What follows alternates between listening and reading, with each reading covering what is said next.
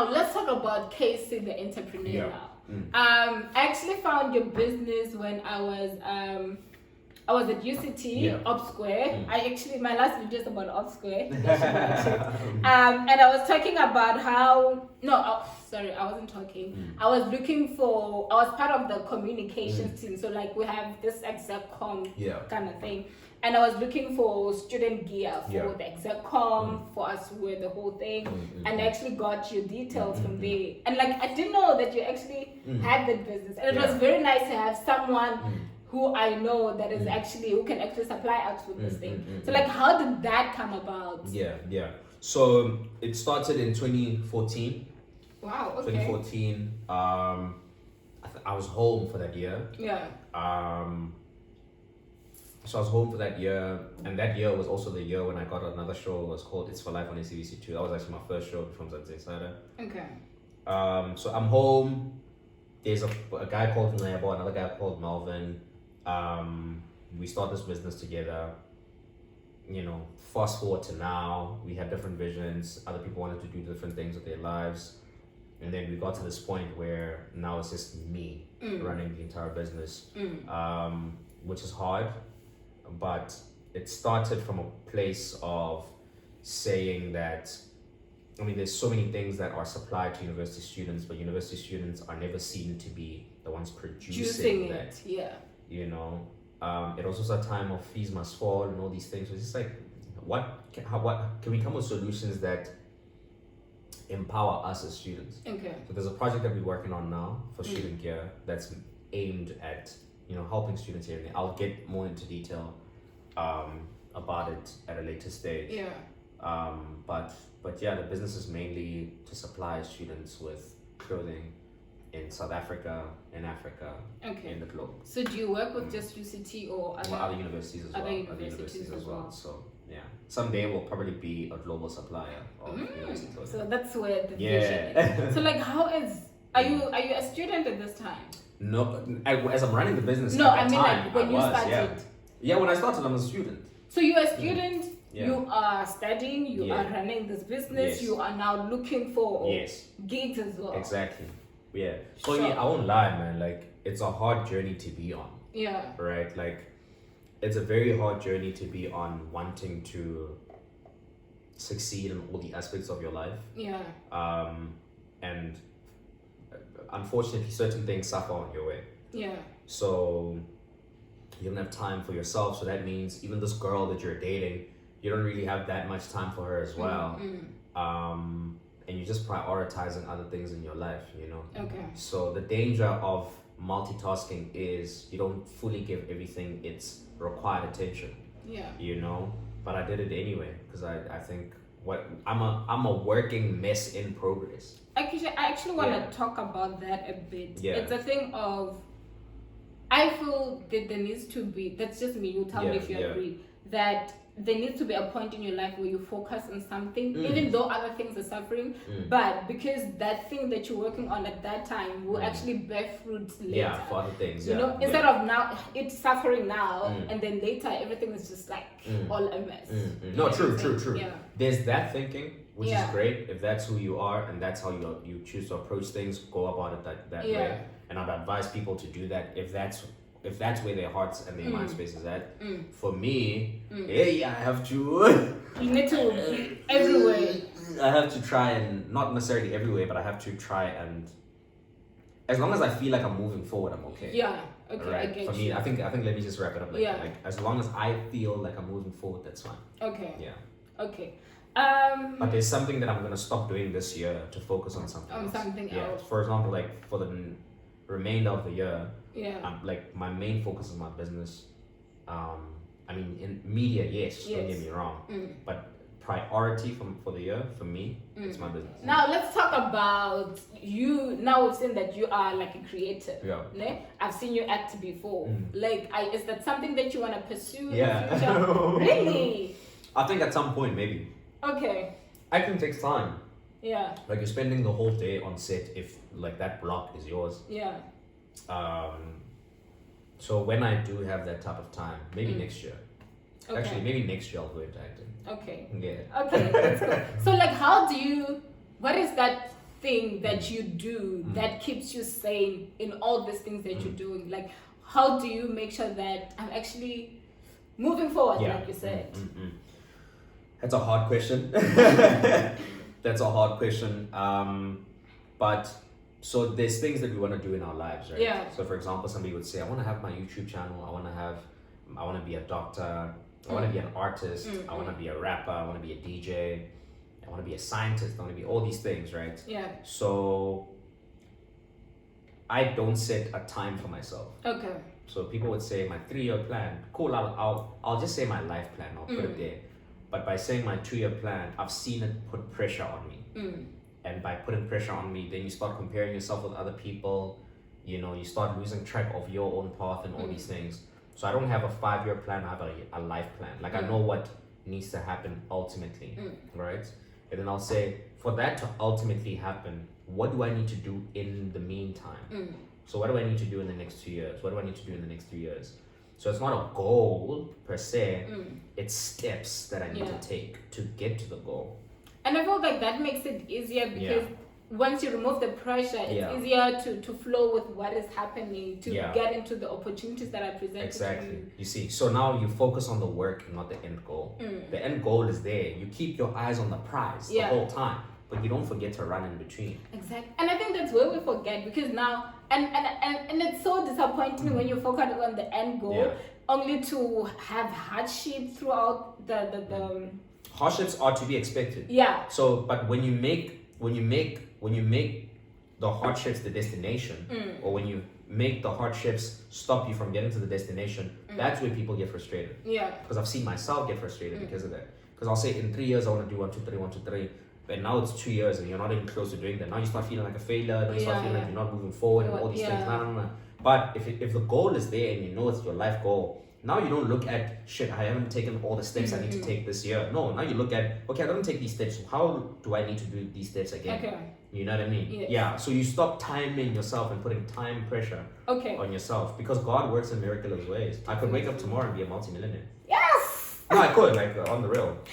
That's so true. That is so true. So, but then, like, since you don't have like those kind of goals, how do you? Because now I know you're doing a lot of things.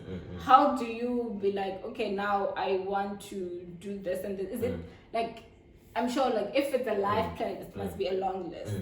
Do you? I don't know how to ask this. Okay, there's 3 things in my life that I believe God will help. That I believe God will help me achieve. Right? Yeah. That's to be an international superstar. Yeah.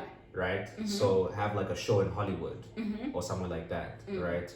And showcase what I believe God has given me to the entire world. Okay. So that some other kid can say that it's not like I too can do it. You know what I mean? Because I know if there's one thing God gave me, it's the ability to dare myself and the ability to dream outside of my surroundings. Okay. I don't know if everyone has that. Perhaps they do, but I believe because I know I have it.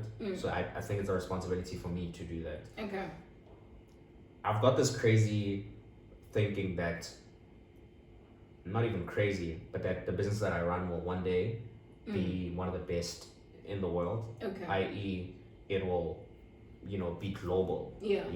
That's the second thing. Thirdly, these are actually my main. These are my main 2 things. Yeah. And then thirdly, I just want to live a life of abundance. And a life of abundance could be anything to anyone. But if I can just impact as many lives as I possibly can on this Mother Earth as I live, if I can build 100 schools across Africa, I would have done something. Okay. You know what I mean? So you see that these are my long-term goals, right? Yeah. Like that's what I want to achieve. Yeah. So now what do I do in the meantime? I go on Google.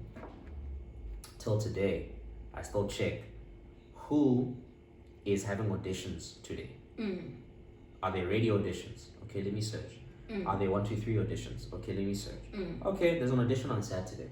What steps am I taking? I need to go there. Okay, I want to be on radio. Okay, how do I get on radio? Well, there's a local radio station in my community, or at the time UCT Radio, which was on campus. Let me go give it a shot. You see, so now you're moving towards that. You know what I mean? So you do that. Okay, I want to run a business. What do I do? Okay, first thing, think of a name, think CIPC, register it. Right? Okay, now the documents are there. this business is going to do 1, 2, 3, 1, 2, 3, 1, 2, 3. Then you start like planning it out. You know, they say let your business be born out of need. So once you've recognized that need, then you make sure that you register. You see, it's just small incremental steps that will eventually lead you to that point. Okay. So it's not like giant leaps. No, it's literally just like it's like you're always looking at what's the next thing I can do. What's the next because you know what the main thing is, right? And that's the difference. And that sets you free as well. That's exactly, because look, if it doesn't work out this year, it's fine, because I know that next year I'll try again, next year I'll try again, next year I'll try again. And because my long-term goal doesn't necessarily have a dead end, I'll start getting worried when I'm like 35 or something, or like 40, and I'm like, oh, look at Oprah right now. You know, like Ellen DeGeneres, these people are old. And Tyler Perry, these people are old. Do you understand? So do you understand that I can give myself a good 20 years? You know, a good 20 years. That's a long time. You see? So now that says that in this 20 years, I'm trusting God, I'm trusting myself, I'm trusting the process, and I've given myself enough time to not only just stress about this thing, but to live. Thank you. Because I like that last part where not only to stress about this thing, but to live. I feel like there's just so much pressure, and I also have to blame it on social media because if you're seeing people living their lives on social media and you are starting a business, you want this business to make it now, today, and you want to live that life. Exactly. And I feel that's where it's in the pressure that people fail.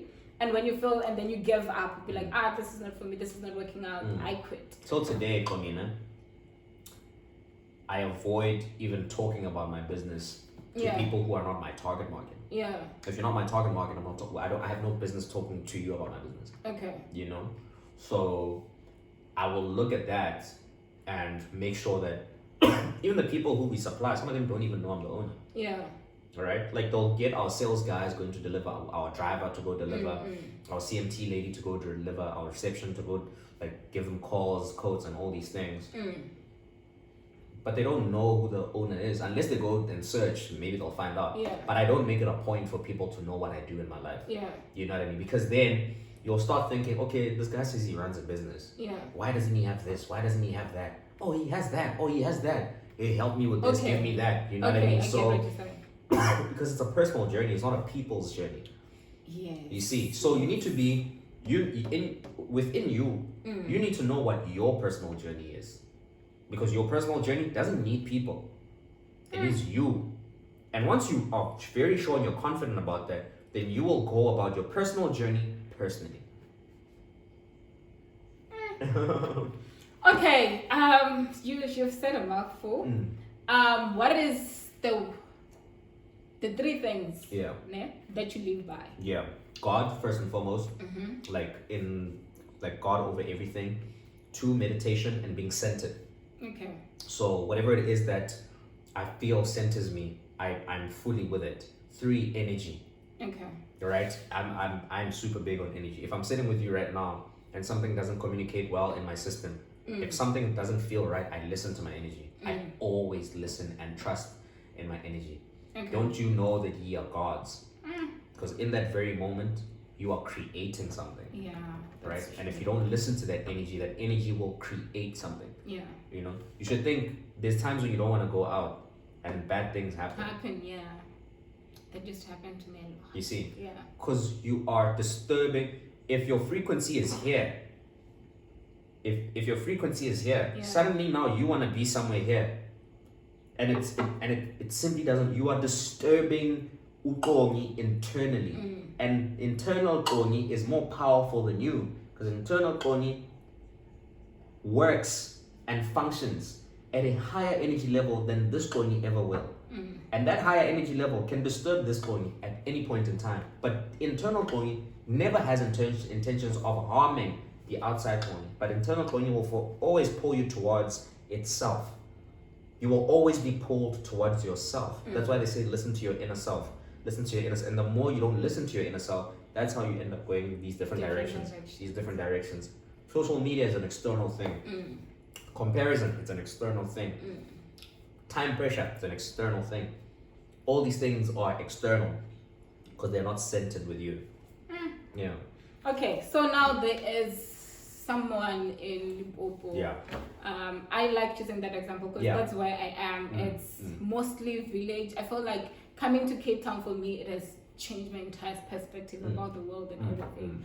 This person, they want to be like you in everything that you're doing. They want to be centered. They want to present. They want to be a business person. They want all these things. Like, what kind of advice would you give that person? Now, I know for a fact that there's a Bible next to you. Yeah.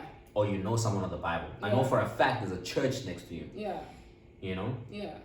That's where I think I found safety from a very young age.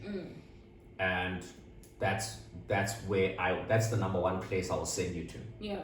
You know? 2, once you get that right and you live, till today I'm still living via godly principles. Yeah. But the violent shall take it by force. Right? So I don't expect things to be given to me. No, I go out there and I work for them by force. And you get it. By force. Yeah. You understand? Yeah. So that's why I'm saying the first place I'll send people is just read. Because sometimes I literally just open that thing. I'm not a big Bible reader. Yeah. Because I will sometimes fall asleep because it's so big. But I will literally, I'll just do this. And I'll land upon a verse and I'll read it. Yeah. And one day again, someday, I'll read it. So you do that. 2, you look at the people around you and you start wondering if they reflect who you are. Because today, when I look around me, look at this guy, he's running a multi-million rand company, he's probably going to be the best in the world. Look at this person, the best presenter, arguably the best presenter in Africa. I look at this person, such a dope presenter. I look at this person, very centered in themselves, very energetic in what they do. You know what I mean? So I look at them and I'm like, okay, maybe I'm in a safe space. So even where you are, look at the people around you. Oh, is that